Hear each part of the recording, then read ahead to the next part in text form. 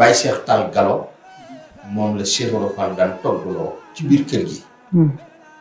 mbaar ma ba tey mbaar maa nga ko dégg ku dem ci biir makk loy ñu ne la fii la Baye Cheikh Tall Galo daan togge ndogu yi dégg nga ndogu yu mag yi nag ñu togg ko ci biir kër ga boo duggee ci biir xorom bi ci sa ci wàllu càmmoñ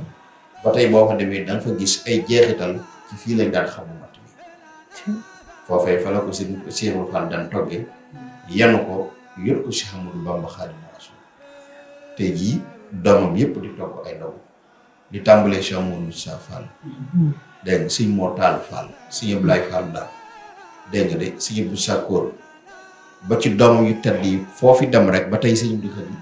ndax xalif général des Baye Fall boo demee kër sëñ Cheikh Fall Baye Góor mu jur sëñ Cheikh Ndigal mi baa nga dem kër sëñ Aline Fall Mbawar mu jur sëñ Cheikh Fall Mbawar dégg nga boo demee tey jii kër sëñ Abdou Sakkoor sëñ Fall Fall mu sëñ Abdou Sakkoor moo di xalifaam foofu mën a dem rek ñu ngi togg sëñ Talla Ablaye tey nga xam ne mooy xalifa sëñ Baye Fall Baye Fall daal tey foofu dem rek ñëpp ngi togg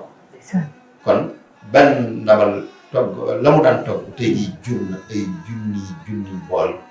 yoo xam ne Sëriñ Tuubaa ko digaloon Cheikh Ibra Fall da ko toggal ma ay ndab lii daal mooy cosaani ndaw yi te yonent bi waxoon na ni man aftara saa'iman kaana lahu mislu ajri saa'imi min ghayri an yanqusa min ajrihi shay'un loolu moom xadis bu wér la yonent bi nee na képp ku jox ku woor mu dog yàlla fay la yoolu ku woor te lu yàq ca yoolu ka nga jox dara Cheikh Ibra Fall nañu fii la de moom daal koor doxe ndogu lañ ko digal te boo demee ci wakkaana xaqan alina nasrul mu'minin lu tontu loola ma nga ca akramtani ikraama man ma sha faal wa kullu ma aradtahu min kan faal